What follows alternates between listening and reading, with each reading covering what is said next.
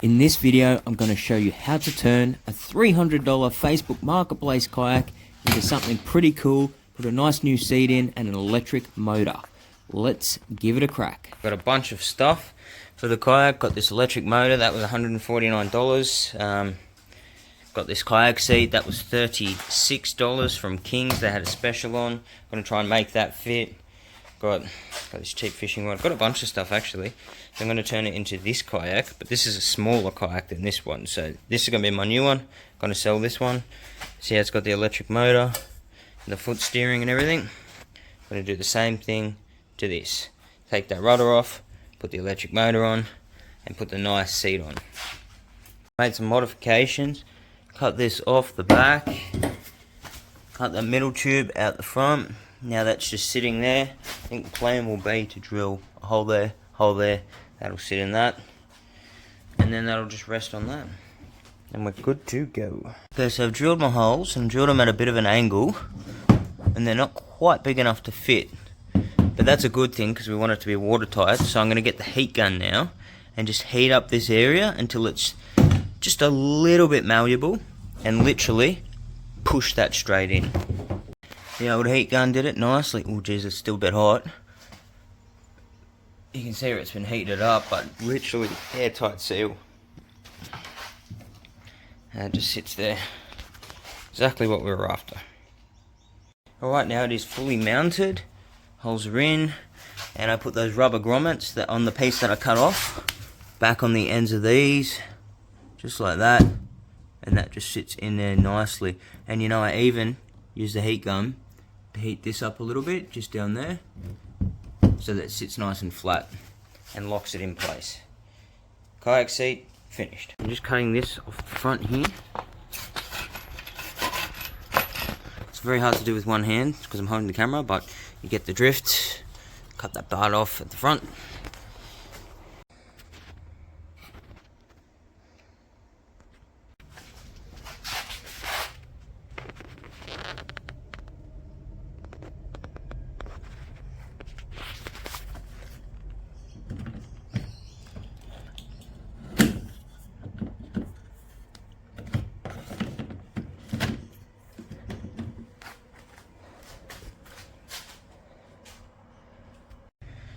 Also pumped a few of these stainless steel deck screws, smack bang into it, and pre-drilled with a real small drill bit.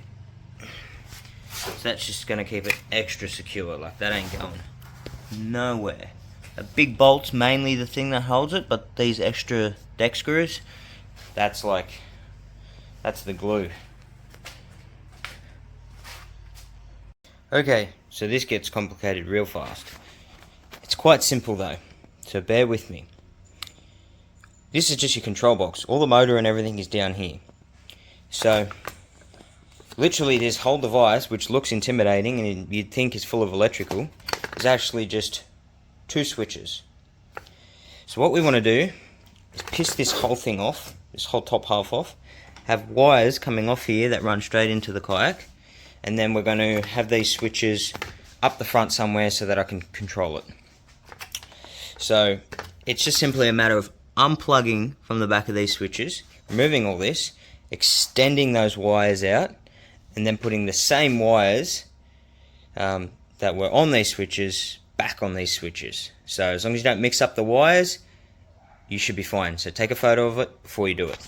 I've also cut this pole a bit and shortened it, so it's not sticking up so high. Angle grinder for that one, but just be very careful when you're cutting it not to go too far and nick these wires. So take it. So we're going to use this to extend this down into the kayak, run it underneath the kayak so that it comes out there. And yeah, now we've just got to extend these wires and put them inside this tube and somehow work out a way of attaching that tube to the aluminium. So I've soldered the wires together and I'm just putting heat shrink tubing over it. Now this is the fun part. Watching this shrink up. Get nice and tight over those wires.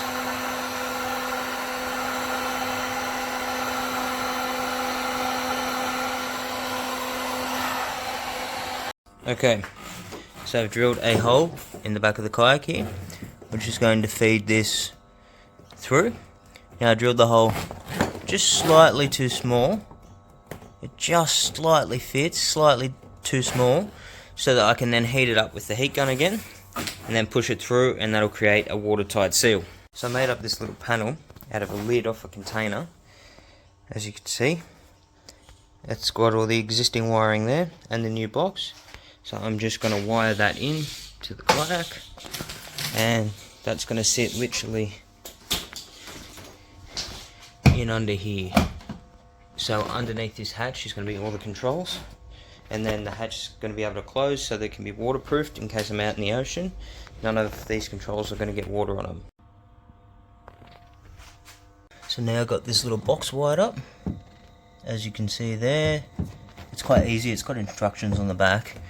But it just goes between these two wires that go to the battery, and it just gives you full control. So you can see I've got it on now. You can see how slow the motor's actually turning. And then when you jack it right up,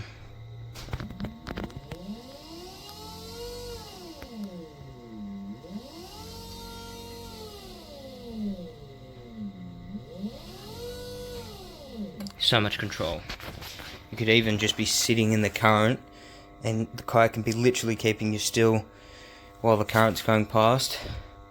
You can control it that much. So those are worth their weight in gold, those controllers. Okay, so I've put in one of these hatches that you can just get off eBay to replace the existing cap ones. Just going to be heaps easier to open and close it, that's all. And I've cut this piece of plastic to fit just inside of that. So yeah, it's a bunch of wires under there. Just need to neaten those up. Then there's a hole here, this latch to still have room. That'll just sit in there like that. And that way I can control the kayak right here. And when I'm going through some waves or sandbar, whatever, close that up, lock it in. That's now waterproofed. The controls aren't going to get wet. Alright, so what I've done just to the bottom of the control box is just covered it in clear silicone. So clear bathroom and kitchen silicone. And what that's going to do is if there ever is any water just on the very bottom of the kayak rolling back and forth, if there's a small leak somewhere, you never know. It's just going to stop any salt water from touching any of these wires, any of this chipboard terminal, because it's all siliconed up and sealed. So that's just going to prevent that from happening in the future. It's unlikely I'll get very much, if any, water in the actual kayak itself, but if there ever is, at least we've got that protection there to stop any salt water touching the wires. Now we have our new hatch where the battery's going to go. Unfortunately, it's a little bit too big for the back here, but we're going to do some cuts and make it fit. So we've got this little battery box here, which I cut out of a big battery box, one of them. That fits the battery perfectly, and I'm just going to glue that in the bottom of the kayak. Okay, so this hatch is in. Boom, boom, boom. And that battery box has also been glued in. As you can see, silicone straight to the bottom. And then I even put a couple of screws just in there. They go into the back of the battery box, but they're only very short screws so that it doesn't poke all the way through. And I've got this little strap here, which is stretchy, which then clips onto the string there at the bottom.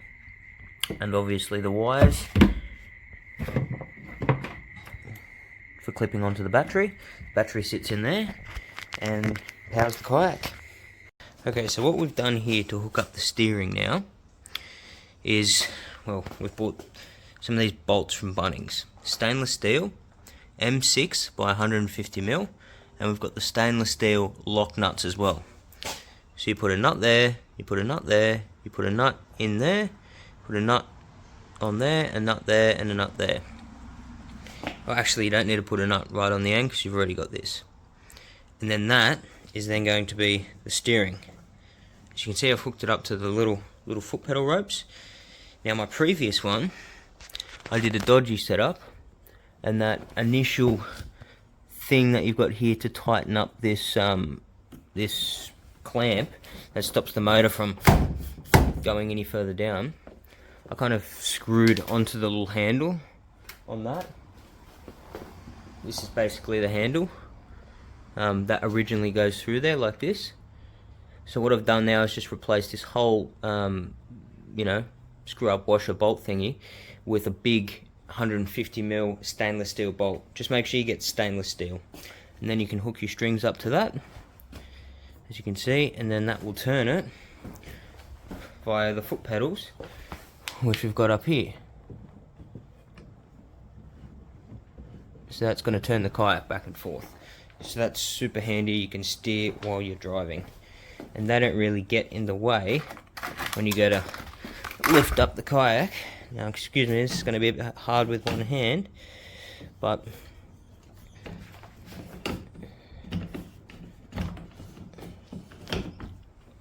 so the strings just sit down nice and easily like that, and then this can just tuck away in there. Beautiful.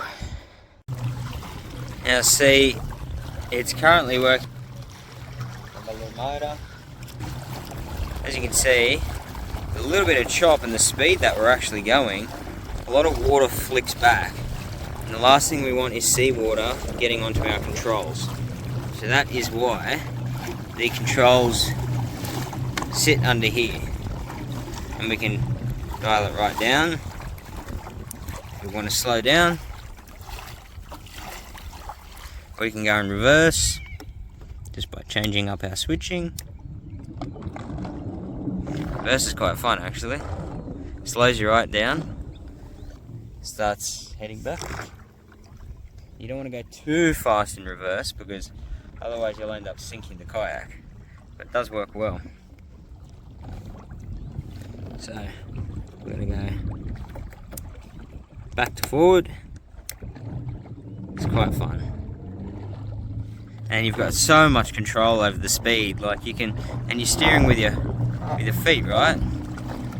So you can literally sit in the current staying exactly still if you have your settings right, and then through the big waves you can close that right up and just power through them, and don't worry about any water getting on the controllers. Splash through all the waves, full speed, chop, doesn't matter.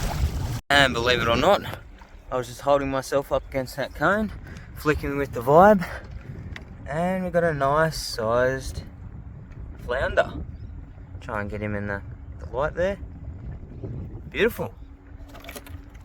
First fish in the electric kayak.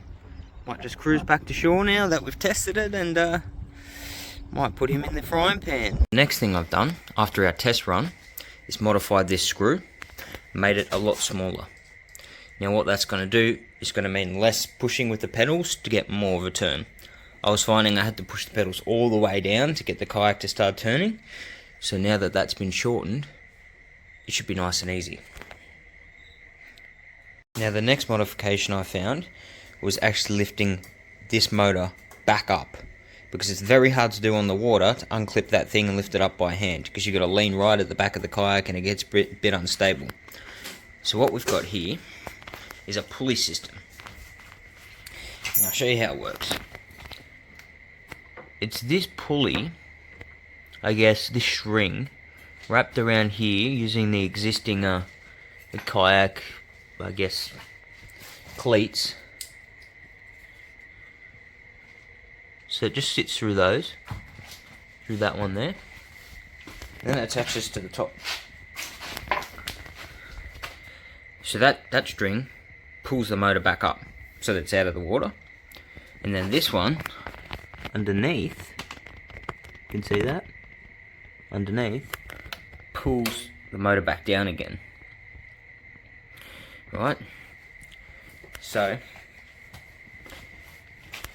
that goes through there, and to lock it in place I've got this little piece of plastic that we cut out and just modified so that a knot can sit in it. When you lift that up, it unlocks it, and then you can put that knot back in that little groove, and that sort of gets it going again. That locks it back in place. So once that's unlocked, I'll just demonstrate. I can pull on this string and lift the whole motor up. Like that. Pretty cool, huh? And then to release it back down, just want to pull on this, pull it hard, and that pulls it back again. And then to lock it in place, pulling on this quite hard. It's easy to do when you're sitting in the kayak seat and you're not holding your phone and filming. You just lock that in place. And now that can't go anywhere. Well, it can move a little bit. There's a bit of stretch in that string, but not a tremendous amount. And all the force is pushing forward on the motor when you're going anyway, unless you're in reverse, but it's all pushing forward, so you won't have any issues flicking back up, not while it's in forward. And then when I need to pull the motor back up again, I can just release that, pull on this string, up she comes, and then I can even wrap this, after I pull that up, wrap this around here a couple of times, and we're good to go. That locks that in place. You can then go through the waves in the surf, and as soon as you're out there and want to use the motor, undo that, pull this forward, and then lock in that knot. So that's what I've done to make that nice and easy. So that's how to modify a $300 Facebook Marketplace kayak into something pretty cool. My plan is to take this out a lot and do some fishing out of it, so you'll definitely see me in Lake Macquarie doing a bit of fishing in this kayak. So hope you enjoyed the video and hope you got something out of it. Thanks.